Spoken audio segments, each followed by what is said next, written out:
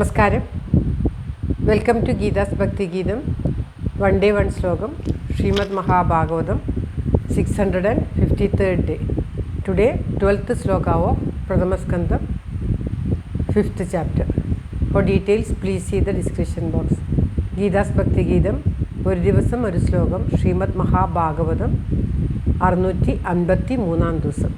ഇന്ന് പ്രഥമസ്കന്ധത്തിലെ 5ാമത്തെ അധ്യായത്തിലെ 12ാമത്തെ ശ്ലോകം. ഓം നമോ ഭഗവതേ വാസുദേവായ. ഓം ശ്രീകൃഷ്ണ പരമാത്മനേ നമഃ. ഹരിശ്രീ ഗണപതയേ നമഃ. അവിഘ്നമസ്തു ശ്രീ ഗുരുഭ്യോ നമഃ. ഓം തത്സത്. കൃഷ്ണം നാരായണം വന്ദേ. കൃഷ്ണം വന്ദേ വ്രജപ്രിയം. കൃഷ്ണം ദ്വൈപായനം വന്ദേ. കൃഷ്ണം വന്ദേ പൃഥാസുതം. ശ്രീപരമാനന്ദനാഥനായി അദ്വൈതദീപമായി മോക്ഷേക്ഷു വൃന്ദമന്ദാരമായി കാരുണ്യവാരിധിയായി വിഭൂദേശനാം നാരായണൻ മമ മന്ദത മാറ്റണം. ഓം തത്സത്. ശ്രീമദ് മഹാഭാഗവതം പ്രഥമസ്കന്ധത്തിലെ 5ാമത്തെ അധ്യായത്തിലെ 12ാമത്തെ ശ്ലോകം. ഓം തത്സത്. നൈഷ്കർമ്മ്യമപ്യച്യുതഭാവവർജിതം ന ശോഭതി ജ്ഞാനമലം നിരഞ്ജനം കുതഃ പുനഃ ശശ്വതഭദ്രമീശ്വരേ ന ചാർപ്പിതം കർമ്മ യതപ്യകാരണം. ഓം തത്സത്. നൈഷ്കർമ്മ്യമപ്യച്യുതഭാവവർജിതം ന ശോഭതി ജ്ഞാനമലം നിരഞ്ജനം കുതഃ പുനഃ ശശ്വതഭദ്രമീശ്വരേ ന ചാർപ്പിതം കർമ്മ യതപ്യകാരണം. ഓം തത്സത്. നൈഷ്കർമ്മ്യം അച്യുതഭാവവർജിതം ന ശോഭതേ ജ്ഞാനം അലം നിരഞ്ജനം കുത പുനഃ ശശ്വത്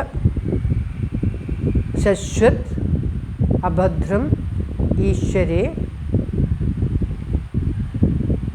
ന ച അർപ്പിതം കർമ്മ യത് അഭികാരണം. ഇങ്ങനെയാണ് പദം പിരിക്കേണ്ടത്. നൈഷ്കർമ്മ്യം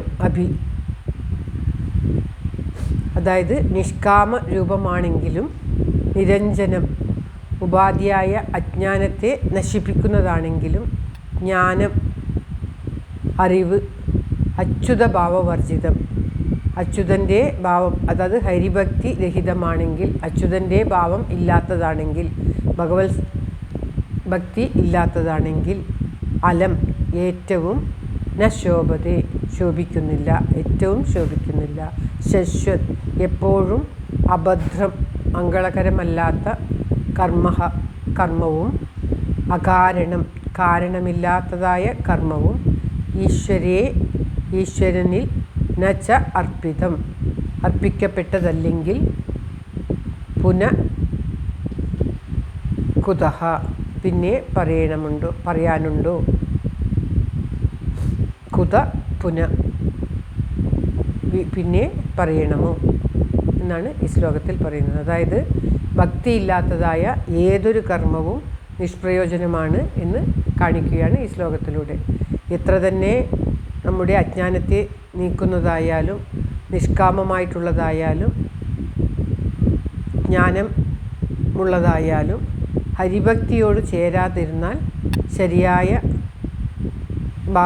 ശരിയായ അതിൻ്റെ ഭാവം നൽകുന്നു. ശരിയായ അതിന് അതുകൊണ്ടൊരു കാര്യമില്ല. അത് ഒരു ഉപയോഗപ്രദമായി വരികയില്ല. സാധനാകാലത്തിലും ഫലകാലത്തിലും കാമ്യരൂപമായിരിക്കുകയാണെങ്കിൽ അത് ദുഃഖത്തിന് കാരണമായി തീരും എന്ന് പറയുകയാണ്. കർമ്മം ഈശ്വരങ്കിൽ സമർപ്പിക്കപ്പെട്ടതാണെങ്കിൽ എങ്ങനെ ശോഭമായി ഭവിക്കും? ഈശ്വരയിൽ സമർപ്പിക്കപ്പെടാത്തതാണെങ്കിൽ ഏത് കർമ്മവും ശൂന്യമാണ് എന്ന് ഈ 2 ശ്ലോകങ്ങളിലൂടെ പറഞ്ഞു തരികയാണ്. അബദ്ധമുള്ളതാണെങ്കിൽ പോലും ഈശ്വരനിൽ സമർപ്പിക്കപ്പെട്ട കർമ്മം പരിശുദ്ധിയുള്ളതും ഉപകാരപ്രദവും ആയിരിക്കും. ഇനി എത്ര തന്നെ മഹത്വമായിട്ടുള്ള വാക്കുകളാണെങ്കിലും എത്ര തന്നെ മഹത്തരമായിട്ടുള്ള വാക്പ്രയോഗങ്ങളാണെങ്കിലും അത് ഈശ്വരനിൽ സമർപ്പിക്കപ്പെടാത്ത, ഭക്തിയില്ലാത്ത വാക്കുകളാണെങ്കിൽ, ഭക്തിയോട് ചേരാത്ത, ഭഗവാന്റെ തൃക്കാൽക്കൽ ഉള്ള ഭക്തി ഭഗവാനിൽ സമർപ്പിക്കപ്പെടാത്തതാണെങ്കിൽ അതുകൊണ്ട് ഒരു കാര്യവുമില്ല. അത് ഏതാവശ്യത്തിനാണോ അത് ഉപയോഗിക്കപ്പെടുന്നത് ആ ആവശ്യം അതിനാൽ നിറവേറ്റപ്പെടുകയില്ല എന്നാണ് പറയുന്നത്. അജ്ഞാനത്തെ നശിപ്പിക്കുവാൻ വേണ്ടിയാണെങ്കിലും ആ അജ്ഞാനം നശിക്കുകയില്ല. ഭഗവത് ഭക്തിയോടുകൂടി പറയാതിരുന്നാൽ അത് കേൾക്കുന്നവരുടെ അജ്ഞാനത്തെ നശിപ്പിക്കുകയോ അവർക്ക് നന്മ നൽകുകയോ ചെയ്യുകയില്ല. ഹരിഭക്തി ഉണ്ടെങ്കിൽ മാത്രമേ ഏത് കാര്യവും ശോഭിക്കുകയുള്ളൂ എന്ന് നമുക്ക് ഈ ശ്ലോകങ്ങളിലൂടെ നാരദർ പറഞ്ഞു തരികയാണ്. ശ്ലോകം ഒരിക്കൽ കൂടി. നൈഷ്കർമ്മ്യമപ്യച്യുതഭാവവർജിതം നശോഭതി ജ്ഞാനമലം നിരഞ്ജനം. അലം എന്ന് പറഞ്ഞാൽ ഏറ്റവും. കുതഃപുനഃശശ്വത ഭദ്രമീശ്വരേ നചാർപ്പിതം കർമ്മ യദപ്യകാരണം. ഓം തത്സത്.